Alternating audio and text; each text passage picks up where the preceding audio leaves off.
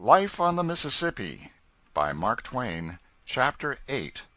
Perplexing Lessons. At the end of what seemed a tedious while, I had managed to pack my head full of islands, towns, bars, points, and bends, and a curiously inanimate mass of lumber it was, too.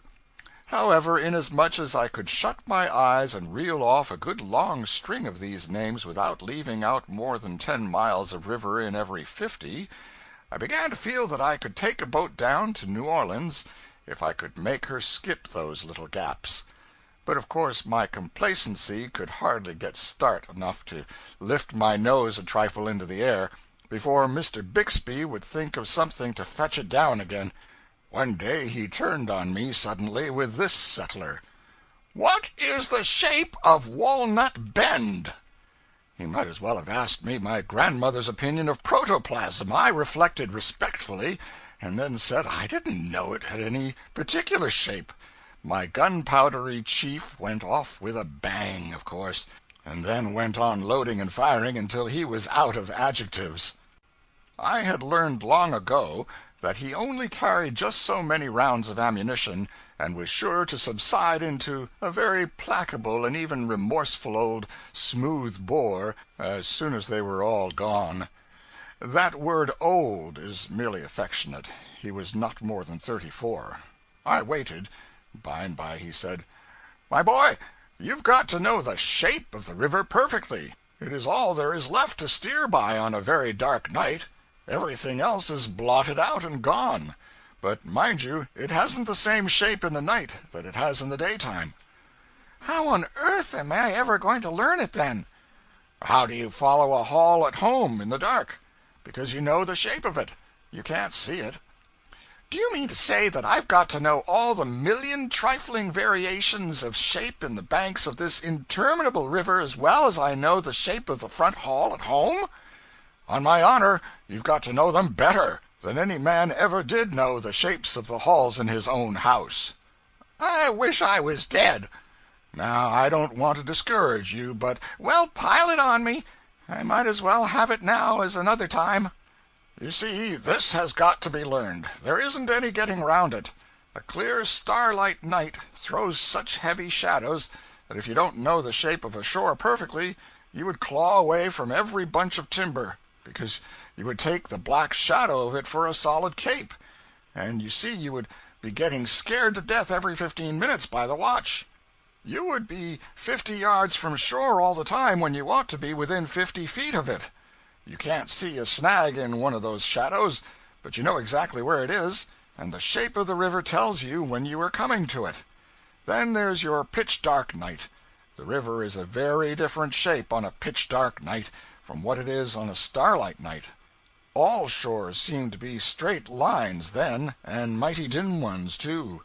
And you'd run them for straight lines, only you know better.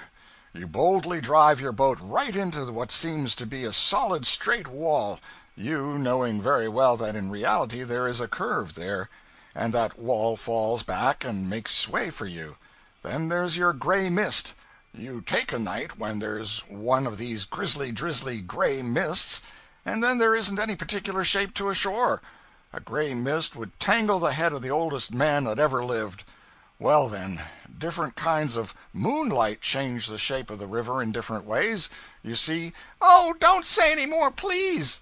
Have I got to learn the shape of the river according to all these 500,000 different ways? If I tried to carry all that cargo in my head, it would make me stoop-shouldered."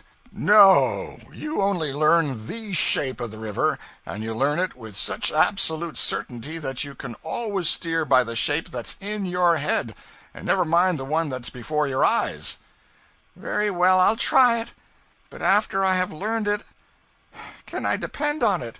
Will it keep the same form and not go fooling around?"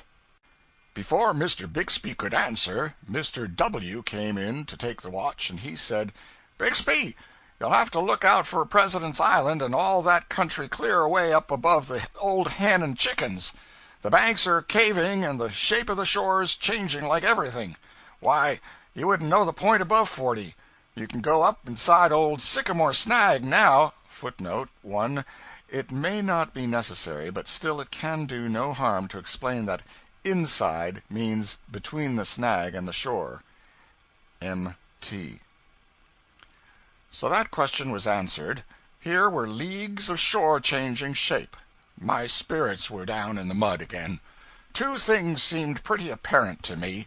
One was that in order to be a pilot a man had got to learn more than any one man ought to be allowed to know, and the other was that he must learn it all over again in a different way every 24 hours. That night we had the watch until 12. Now, it was an ancient river custom for the two pilots to chat a bit when the watch changed. While the relieving pilot put on his gloves and lit his cigar, his partner, the retiring pilot, would say something like this: "I judge the upper bar is making down a little at Hale's Point. Had Quarter Twain with a lower lead, and Mark Twain." Footnote 2 fathoms. Quarter Twain is 2 1/4 fathoms, 13 1/2 feet. Mark 3 is 3 fathoms. "Had Quarter Twain with the lower lead, and Mark Twain with the other." "Yes, I thought it was making down a little last trip. Meet any boats?" "Met one abreast the head of 21, but she was away over hugging the bar, and I couldn't make her out entirely. I took her for the sunny south. Hadn't any skylights for the chimneys." And so on. And as the relieving pilot took the wheel, his partner Footnote: partner is a technical term for the other pilot. His partner would mention that we were in such and such a bend, and say we were abreast of such and such a man's woodyard or plantation. This was courtesy. I supposed it was necessity. But Mr. W. came on watch full 12 minutes late on this particular night, a tremendous breach of etiquette. In fact, it is the unpardonable sin among pilots. So Mr. Bixby gave him no greeting whatever, but simply surrendered the wheel and marched out of the pilot house without a word. I was appalled. It was a villainous night for blackness. We were in a particularly wide and blind part of the river, where there was no shape or substance to anything, and it seemed incredible that Mr. Bixby should have left that poor fellow to kill the boat trying to find out where he was. But I resolved that I would stand by him anyway. He should find that he was not wholly friendless. So I stood around and waited to be asked where we were. But Mr. W. plunged on serenely through the solid firmament of black cats that stood for an atmosphere, and never opened his mouth. Here is a proud devil, I thought.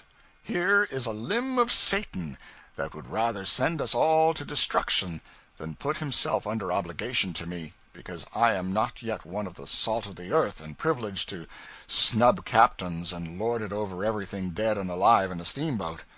I presently climbed up on the bench. I did not think it was safe to go to sleep while this lunatic was on watch. However, I must have gone to sleep in the course of time, because the next thing I was aware of was the fact that day was breaking, Mr. W. gone, and Mr. Bixby at the wheel again.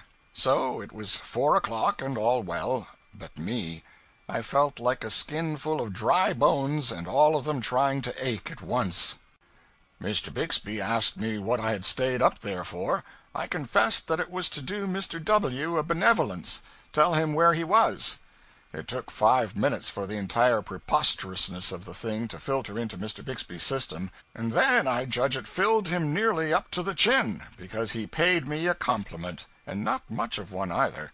He said, "Well, taking you by and large, you do seem to be more different kinds of an ass than any creature I ever saw before. What'd you suppose he wanted to know for?" I said I thought it might be a convenience to him. "Convenience D-nation! Didn't I tell you that a man's got to know the river in the night the same as he'd know his own front hall?" "Well, I can follow the front hall in the dark if I know it is the front hall, but suppose you set me down in the middle of it in the dark and not tell me which hall it is. How am I to know?" "Well, you've got to know on the river." "All right. Then I'm glad I never said anything to Mr. W." "I should say so. Why, he'd have slammed you through the window and utterly ruined $100 worth of window sash and stuff." I was glad this damage had been saved, for it would have made me unpopular with the owners. They always hated anybody who had the name of being careless and injuring things. I went to work now to learn the shape of the river, and of all the eluding and ungraspable objects that ever I tried to get mind or hands on, that was the chief. I would fasten my eyes upon a sharp, wooded point that projected far into the river some miles ahead of me, and go to laboriously photographing its shape upon my brain, and just as I was beginning to succeed to my satisfaction, we would draw up toward it, and the exasperating thing would begin to melt away and fold back into the bank. If there had been a conspicuous dead tree standing upon the very point of the cape, I would find that tree inconspicuously merged into the general forest and occupying the middle of a straight shore when I got abreast of it. No prominent hill would stick to its shape long enough for me to make up my mind what its form really was, but it was as dissolving and changeful as if it had been a mountain of butter in the hottest corner of the tropics. Nothing ever had the same shape when I was coming downstream that it had borne when I went up. I mentioned these little difficulties to Mr. Bixby. He said, "Well, that's the very main virtue of the thing. If the shapes didn't change every 3 seconds, they wouldn't be of any use. Take this place where we are now, for instance. As long as that hill over yonder is only one hill, I can boom right along the way I'm going. But the moment it splits at the top and forms a V, I know I've got to scratch to starboard in a hurry, or I'll bang this boat's brains out against a rock. And then the moment one of the prongs of the V swings behind the other, I've got to waltz to larboard again, or I'll have the misunderstanding with a snag that would snatch the keelson out of this steamboat as neatly as if it were a sliver in your hand. If that hill didn't change its shape on bad nights, there would be an awful steamboat graveyard around here inside of a year." It was plain that I had got to learn the shape of the river in all the different ways that could be thought of, upside down, wrong end first, inside out, fore and aft, and thwartships, and then know what to do on gray nights when it hadn't any shape at all. So I set about it. In the course of time I began to get the best of this naughty lesson, and my self-complacency moved to the front once more. Mr. Bixby was all fixed, and ready to start it to the rear again.